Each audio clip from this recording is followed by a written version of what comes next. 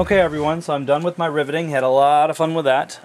In the end I decided I liked the glue drop rivets for everything on this building. So not only did I do the vertical frames, I did some glue drops on the corner reinforcements. Let's see if I give you a little bit better view on that. I know it's hard for those to show up with the white on white.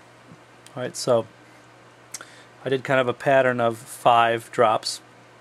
One on each edge, one in the middle, kind of like the 5 pattern on a die.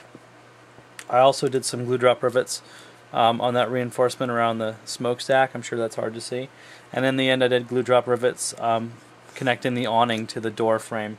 I just really like those little rivets. I wanted to be consistent, around the building, and I decided to go with that everywhere. So last but not least, I've saved a couple little treats for you, some little embellishments you can put on your building. On the Privateer Press forums, someone directed me to, and I wish I could remember who, I'd give them credit, someone directed me to this great product, which is in the scrapbooking section at Michael's.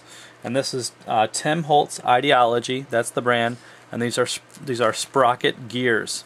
And as you can see, these are just awesome pieces that fit the Warmachine world. There's basically 3 of each kind. Alright, so, and these are absolutely cool. You've got a couple wheel designs and a couple gear designs. They come in 3 different kind of metallic colors, and they are metal. Alright, so they're the real thing. And these are fantastic for using in terrain. This is my first time using them, but I can already tell you I'm going to get a lot of use out of this stuff in the future, and I'll be buying lots of these. So anyway, you might have noticed that there's really the only entranceway into this structure is the garage door for the Warjacks to enter, and we can kind of need a way to get that door up and down. So my plan was to take one of the wheels out of here, like this one here, and to take some mini dowels. And mini dowels are basically like toothpicks. You can get these at the craft store. The only difference is that they are, there's no point on either end. They're just a dowel. And I basically inserted that into the wheel. Okay, fast glued that in there, fastened it in there actually with green stuff.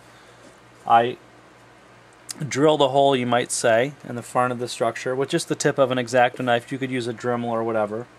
And then what I'm going to do is insert that wheel into the structure. Alright, as such. Okay, so then, basically you've got kind of a way to get in and out of the structure. That wheel, supposedly you turn it, raises and lowers the garage door.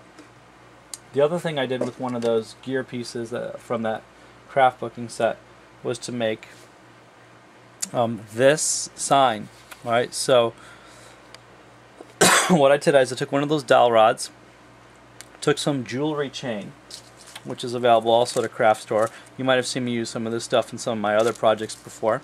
Cut off some links from that jewelry chain, looped it around the dowel rod.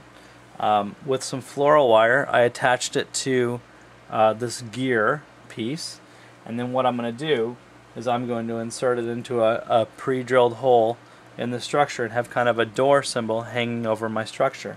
Now I made that hole a little big. Alright, so what I'm going to do is solve the problem with a ball of green stuff. I'm going to basically put it in that hole, and then when I push in my my gear icon, right, so everyone can walking up and down the street knows this is a Warjack Repair Shop when they see this symbol. That green stuff will hold it in place because I drilled my hole a little bit too big, right? So, and that's really where I want it. I don't want to move the hole. So I'm going to put that in there, and I'm going to show you what this looks like in just a second, and we'll talk about the finished product. Okay, so I've got my my gear sign hanging on the front of the building. Let me get a little zoom in there to show you what that looks like. Alright, so again, just showing this is a Warjack Repair Shop. So, of course, within a couple days I'll throw up a video of this painted up, so you can see what the finished product looks like. But basically, this is one way of doing a Warjack Repair Shop, and I hope you liked the video.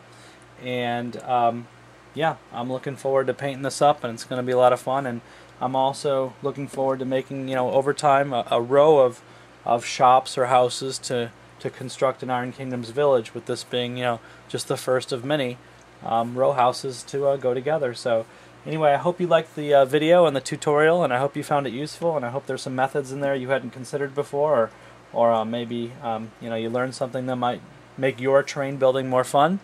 And this is Garrison for Iron Kingdoms at War, and this is my Warjack Repair Shop, and happy to share it with you. Everybody have a great day, and happy wargaming, everybody.